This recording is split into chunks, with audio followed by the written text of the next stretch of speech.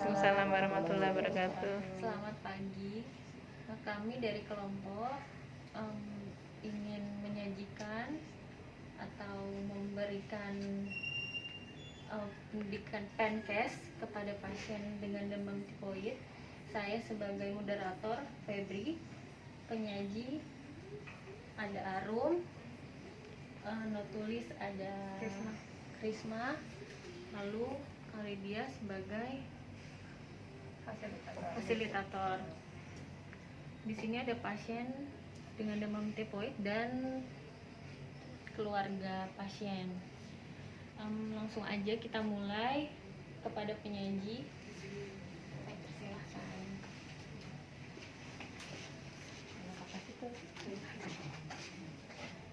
Ya, terima kasih atas kesempatannya. Ya, saya Arum. Saya akan menjelaskan mengenai apa itu demam tifoid. Ya, ini penyakit yang sangat sering terjadi ya pada orang Indonesia. Ya, jadi sebenarnya tifoid itu sama dengan tipes ya Bu ya. Gitu. Nah, saya minta waktunya kurang lebih sekitar 20 menit ya untuk menjelaskan ini. Ya. Jadi Ibu sebelumnya apakah sudah pernah tahu Bu atau di keluarganya ada yang pernah sakit tipes? Sudah ya. Kemudian apakah tahu Bu perbedaannya nih kalau demam tipes atau demam berdarah atau demam yang lain kayak gitu Bu. Nah ini sini kita mau menjelaskan ya. Nah jadi apa itu demam tifoid? Ya, jadi demam tifoid itu adalah kondisi di mana saat tubuh itu demam di atas 38 derajat Celcius ya Bu ya. Ini disebabkan oleh kuman atau bakteri Salmonella typhi ya, atau Salmonella typhi. Nah, kemudian selanjutnya bagaimana sih penularan sakit tipes itu ya? Bagaimana penularannya tifoid ini? Jadi penularannya itu melalui makanan atau minuman yang kita konsumsi yang sudah terkontaminasi oleh bakteri atau kuman Salmonella typhi itu Bu. Nah dari mana tuh kita bisa kena? Padahal misalnya kita merasa kita makanannya sudah bersih atau kita merasa makanan yang kita makan itu sudah baik, tapi kenapa kita bisa tetap terkena? Jadi kita nggak tahu nih Bu, apakah itu makanan itu udah terkontaminasi atau belum. Dari mana nih bisa ketularannya?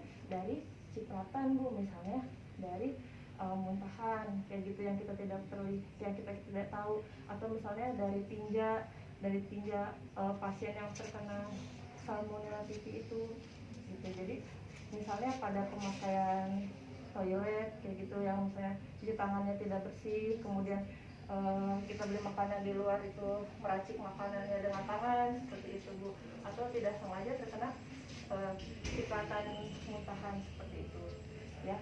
Kemudian selanjutnya jadi cara penularannya itu melalui tadi ya Bu ya, kontaminasi cairan muntah atau tinja ya Bu ya, yang terkontaminasi di makanan. Kemudian apa sih tanda dan gejalanya nih Bu untuk demam tipes ini? Ya tadi yang sudah saya tanyakan di awal ya. Jadi gejalanya itu seperti demam pada umumnya Bu. Jadi nyeri otot, yang pasti badan kita kerasa lemas kayak gitu. Dan kemudian kalau pada anak-anak nih bisa terjadi diare ya, diare karena ususnya itu sedang terkontaminasi oleh kuman, terinfeksi kuman. Atau pada orang dewasa bisa juga terjadi susah buang air besar seperti itu. Dan kemudian terdapat warna putih pada lidah ya, jadi kayak ada selaputnya gitu Bu kalau pasiennya itu sedang demam tifoid. Kemudian juga pasti terjadi ya, kalau kita udah demam, udah nyeri otot, lemas, terjadi penurunan nafsu makan karena ini kumannya di saluran pencernaan seperti itu. Kemudian pasti ada rasa beberapa ada rasa sakit atau nyeri di perut. Nah kemudian bagaimana nih kita untuk memastikan ini demamnya demam tifoid atau demam yang lain seperti itu? Itu kita dengan dengan cara memeriksakan ke laboratorium untuk pemeriksaan lidar, ya, untuk cek lidar. Nanti di situ baru ketahuan kalau misalnya ada infeksi Salmonella typhi tersebut. Dan kemudian cara penanganannya demam nih Bu. Nah, yang pasti kalau untuk pertama, kalau untuk penanganan demam tifoid itu kita kompres dulu Bu. Kita kompres dulu dengan air hangat atau dengan air biasa, seperti itu Bu ya. Biasanya kan kalau kompres itu di dahi ya. Jadi baiknya kompres itu di lipatan tubuh, kemudian di lipatan tubuh, seperti misalnya di ketiak, di bawah telinga, di leher, atau di selangkangan paha, seperti itu ya. Kemudian yang pasti kalau pada saat kita demam, untuk mencegah dehidrasi, kita harus lebih sering minum, seperti itu. Nah kemudian untuk makanannya Bu, itu makanan yang baik itu adalah yang rendah serat ya. Kemudian kalau untuk demamnya yang pasti kita minum obat penurun demam ya. Obat penurun demam itu bisa diberikan, misalnya ibu demam nih bisa diulang selama 4 jam kayak gitu ya, jadi per 4 jam. Kemudian jika demamnya tidak kunjung turun, segera kita ke rumah sakit ya Bu, atau ke fasilitas kesehatan yang terdekat, seperti itu. Nah, kemudian bagaimana cara pencegahannya nih Bu? Gimana sih biar kita tuh nggak kena sakit tipes ya, apalagi kalau misalnya di dalam satu keluarga itu ada yang sakit, biasanya itu lebih cepat, lebih ada peluang besar untuk sakit tipes juga ya. Kemudian cara pencegahannya bagaimana sih? Gitu. Jadi dipastikan kita itu menjaga pola hidup sehat ya Bu, yang pasti. Jadi misalnya dari makanan yang kita konsumsi dan dari lingkungan sekitar, seperti itu. Misalnya dari makanan atau air yang kita pastikan itu matang ya Bu. Kemudian untuk makanan dipastikan makanan yang bersih, yang kita cuci dulu terlebih dahulu. Kemudian untuk membiasakan untuk cuci tangan, seperti itu. Dan kemudian untuk cuci tangan yang benarnya sudah tersosialisasi belum Bu? Oh sudah ya. Mau dipraktekkan sekarang atau nanti belakangan? Sekalian aja. Oh sekalian ya? Ya kita ulang lagi ya Bu ya. Jadi cuci tangannya belum, ini baru untuk cara pencegahan. Jadi pencegahan umum untuk memutus rantai infeksi itu dengan mencuci tangan itu dibantu aja ya, kita bertiga aja yuk di sini. Oh nggak ini dulu, nanti terakhir aja ya. Iya, cuci tangannya. selesai. Oke. Itu. Nah kemudian selain cara pencegahan, nah ini kenapa sih Bu perlu kita nih aware gitu ya sama penyakit tipes ini. Jadi penyakit tipes ini memiliki komplikasi Bu, atau ini bisa menimbulkan keparahan ya. Keparahannya itu seperti apa? Nah ini bisa terjadi perdarahan di usus ya. Kenapa bisa jadi perdarahan di usus? Karena kuman tipes itu, karena kuman tipes itu di usus membuat usus kita meradang ya Bu. Kemudian bisa terjadi yang namanya itu perforasi itu pecahnya usus Bu. Pecahnya usus dikarenakan peradangan dari kuman tersebut, makanya sangat berbahaya sekali. Dan kemudian juga bisa terjadi radang pada perut, itu disebut dengan peritonitis. Kemudian juga bisa terjadi meningitis Bu. Meningitis itu radang pada selaput otak. Kenapa nih dari kuman tipes kok bisa jadi radang di selaput otak? Ya karena kuman itu bisa menyebar melalui pembuluh darah, dan dari pembuluh getah bening, dari seluruh tubuh kita kan ada sistemnya ya Bu ya. Jadi kuman itu bisa menyebar ke seluruh tubuh kita, seperti itu. Dan atau mungkin bisa juga terjadi bronkopneumonia. Itu apa sih Bu? Jadi ada radang di paru-paru, seperti itu. Jadi dari tipes ini bisa radang ke seluruh tubuh, seperti itu ya, apabila tidak diatasi, seperti itu. Dan kemudian sudah sampai di sini.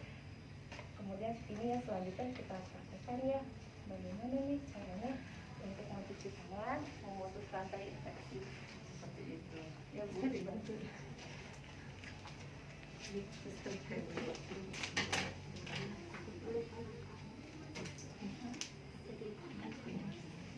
Bu, jam tangan bisa dilepas dulu ya Bu. Harus dibuka ya. Iya, dibuka.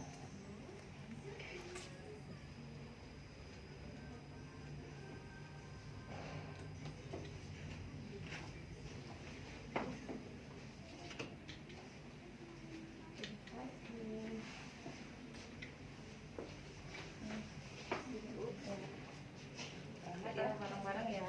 Ya, ini buat telapak tangannya. 2, 3, Kali. 4. Habis itu balik ke punggungnya. 1, 2, 3, 4. Tangan sebelahnya, punggung sebelahnya. Saya boleh itu saja. Enggak apa-apa. Ya. Ya. Itu di sela-sela Bu. Apa? Iya. 1, 2, 4. Di situ. Lupa. Gini tuh. Gini dulu. Ini dulu Kak. Gini lupa ya. Grogi banget kamu ya kita. Ya. 3, 4. Digenggam, kemudian baru Jempol. Gini, Bu. jempol. Gini, Bu. Gini. Bukan Bu. Gini. Kayak kita mau Regas motor. motor. Balik. Gini Bu. Oh, karena agak susah. Ada yang pesannya takut. Gak apa-apa, gak apa-apa. Yang penting Ibu ya. Nanti di rumah diajarin ya Bu. Iya baik. 2, 3, 4. Satu lagi Bu. 1, 2, 3, 4. Oke. Iya. Kuku ya. Iya betul. Syarat cerdas ya. Oke. Satu lagi.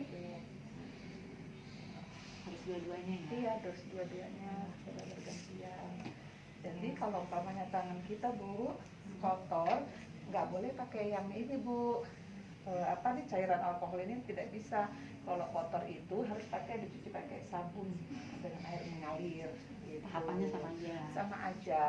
Cuma Gitu. pakai hanya sabun. jadi 2 kali karena kan pertama kan pakai sabun, habis itu kan dibilas pakai air. Oh gitu. Gitu. Ya Bu, ada yang mau ditanyakan? Sudah moderator lagi kita balik sesi pertanyaan. Ya. Ya, terima kasih kepada Arum atas penyajian podcastnya. Seperti yang udah dijelaskan tadi ya, Ibu. Tadi kan udah dijelasin tentang apa itu tipes, terus cara pencegahannya seperti apa, tanda dan gejala, cara penanganannya juga, sama cara pencegahan sampai ke komplikasi. Setelah tadi dijelaskan, mungkin Ibu ada pertanyaan atau keluarganya ada yang mau tanya Ibu? Boleh. Biasanya kan kalau tipes itu kan lebih sering karena makanan ya. Ada nggak makanan-makanan yang dipantang untuk pasien-pasien tipes? Ini saya coba menjawab ya, nanti bisa ditambahkan. Jadi kalau untuk makanan sih yang pasti ya Bu ya, yang pasti itu hindari makanan yang merangsang. Gitu. Merangsang itu maksudnya merangsang lambung ya, seperti misalnya yang pasti makanan pedas, gitu, makanan pedas atau makanan yang terlalu asam.